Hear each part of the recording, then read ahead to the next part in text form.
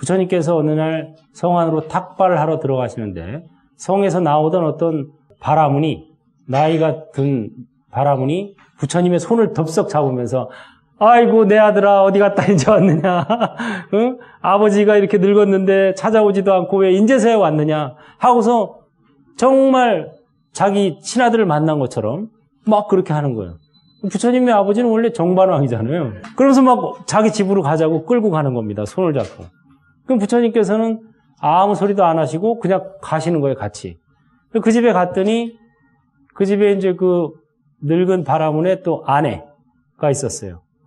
그 여인이 또 부처님을 보자마자 또 손을 덥석 잡으면서 아이고 이놈아 왜 이제 왔느냐.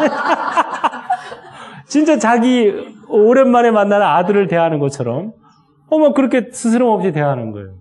그런데 부처님께서는 가타부타 또 말이 없으셔요. 원래 부처님의 어머니는 마야 부인이잖아요. 근데 그래가지고 옆에 있던 이제 비구 스님들이 궁금해서 여쭤봤어요. 아니 부처님의 어머님은 마야 부인이고 아버님은 정반왕이신데 저분들이 어떻게 부처님한테 계속 아들이라고 주장하십니까? 그랬더니 부처님께서 하시는 말씀이 저 노부부는 과거에 1500생 동안 나와 인연이 있다. 500생 동안 나의 부모였고 또 500생 동안은 숙부 숙모였고 또 500생 동안은 할아버지 할머니였다. 그렇기 때문에 지금 저렇게 만나서도 나를 그 과거 생의 그 인연으로 아들이라고 생각한다. 과거의 인연이든 금생의 처음 만남이든 사랑은 물속의 수련처럼 피어오른다. 이런 개성을 읊으셨어요. 부처님께서. 멋있죠? 따라해보세요. 과거의 인연이든 금생의 처음 만남이든 사랑은 물속의 수련처럼 피어오른다. 물속에서의 수련이 아주 단아하게 피어나듯이 이런 사랑이 피어오른다. 해서 저 두 부부가 나를 아들이라고 생각하고 있느니라. 그래가지고 3개월 동안 그 근처에 계시면서 이 노 부부에게 공양을 받고 법을 설해주고 해서 요 부부들이 아나함과를 이루었어요. 아나함과. 수다원, 사다함, 아나함, 아라한. 아나함과 이루었으니까 굉장한 거죠. 아라한의 바로 아래니까. 그러고 나서 이제 얼마 안 있다가 이 노 부부가 이제 죽습니다. 나이가 들어서. 그러니까 장례식을 하는데 부처님께서 장례식장을 같이 따라가셨어요. 상여를 메고 쭉 장례가 가는데 부처님께서도 역시 그 뒤에 걸어서 따라가시면서 다른 사람들이 이제 문상을 하니까 그때 가타부타 다른 말 안 하시고 이 늙은 경을 외우셨습니다. 그때 외우신 경전이 이 늙은 경이에요. 부처님께서. 그래가지고 이 경전에 보면은 현자는 어디에도 머무르지 않고 사랑하거나 미워하지 않으며 슬픔과 이기심에도 머물지 않는다. 마치 연잎에 물방울이 머물지 못하듯이. 이 말을 왜 했냐면은 부처님한테 아이고 부처님 슬프시겠습니다. 부모님이 돌아가셨으니 막 이런 말을 했거든요. 그때 이제 이런 개성을 읊으신 거예요. 그러니까 무주, 머무르지 않는다. 마치 연잎에 물방울이 머물지 않듯이. 또 연잎이 물방울에 젖지 않듯이 현자는 보고 듣고 인식한 것에 미혹되지 않는다.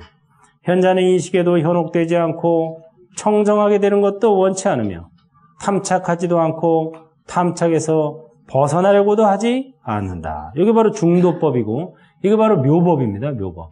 묘법이에요. 탐착하는 것은 저 세 가지 중에 어떤 거예요? 착유. 탐착에서 벗어나려고 하는 건 뭐예요? 무유. 탐착하지도 않고 탐착에서 벗어나려고 하지도 않는 거.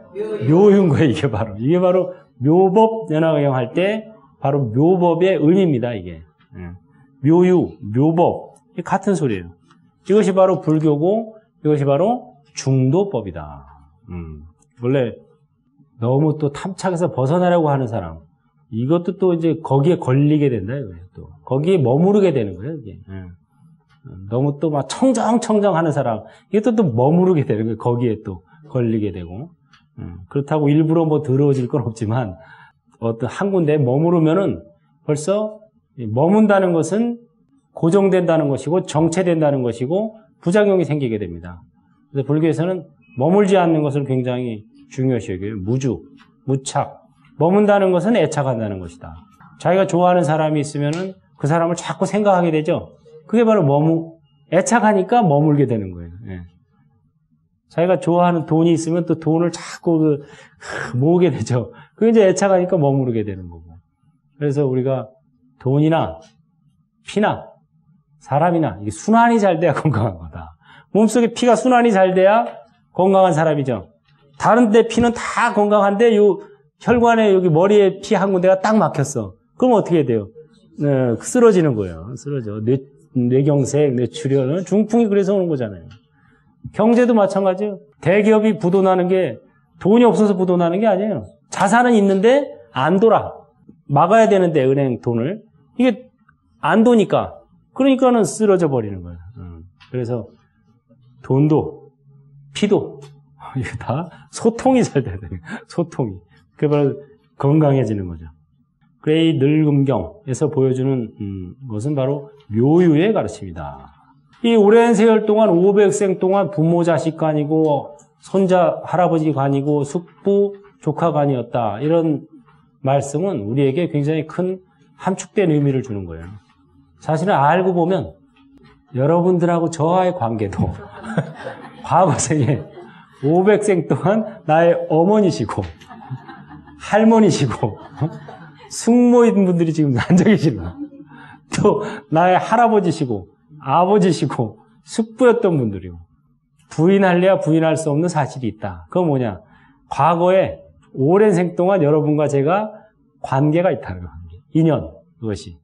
그러니까는 여기 앉아 계신 분들이 과거에 저의 어머니, 아버지, 할머니, 할아버지, 또 뭐 숙부, 숙모, 또는 뭐 거꾸로 반대인 경우도 있겠죠. 나의 조카, 나의 손자, 손녀. 이게 계속 만났다 헤어졌다 만났다 헤어졌다 이렇게 된다는 거죠. 그래서 우리가 부처님과의 우리와의 인연도 사실은 이미 부처님은 우리의 아버지다. 아버지.